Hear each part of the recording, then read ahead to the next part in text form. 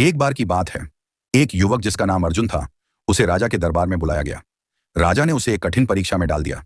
राजा ने कहा, अगर तुम मेरे प्रश्न का सही उत्तर दे देते हो तो मैं तुम्हें न केवल माफ कर दूंगा बल्कि इनाम भी दूंगा, लेकिन यदि उत्तर गलत हुआ तो तुम्हारी मृत्यु निश्चित है।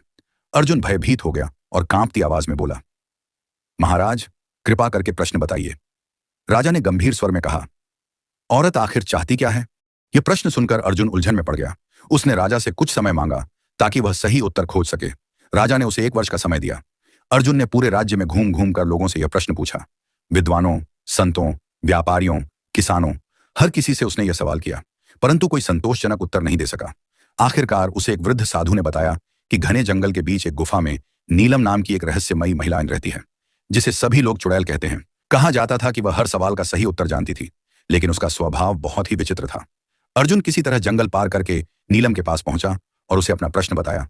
नीलम ठहाका मारकर हंसी और बोली, मैं तुम्हें उत्तर बता सकती हूं, लेकिन बदले में तुम्हें मुझसे शादी करनी होगी।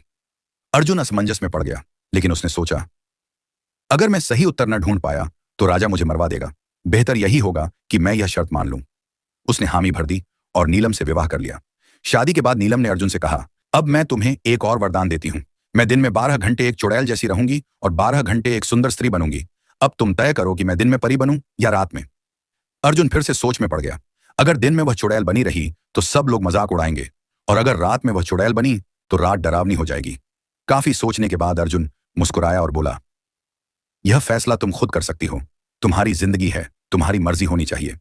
नीलम उसकी बात सुनकर प्रसन्न हो गई और बोली, क्योंकि तुमने मुझे अपनी मर्जी से जीने की आजादी दी, इसलिए मैं हमेशा सुंदर परी बनकर रहूंगी। इसके बाद नीलम ने अर्जुन को राजा के सवाल का उत्तर भी दिया। हर औरत सिर्फ एक चीज चाहती है, अपनी मर्जी से जीने की आजादी।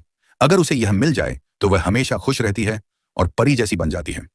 अर्जुन ने राजा को यह उत्तर दिया। राजा बहुत प्रसन्न हुआ और न केवल उसे माफ कर दिया, बल्कि उसे अपने दरबार में सम्मानित स्थान भी दिया। इस तरह अर्जुन की समझदारी ने उसे न केवल जीवन दान दिया, बल्कि एक सुखी और समृद्ध जीवन भी प्रदान किया। सीख, औरत का सबसे बड़ा सुख उसकी आजादी है। अगर उसे अपनी मर्जी से जीने दिया जाए तो वह हमेशा खुश और परी जैसी भी बनी रहती है।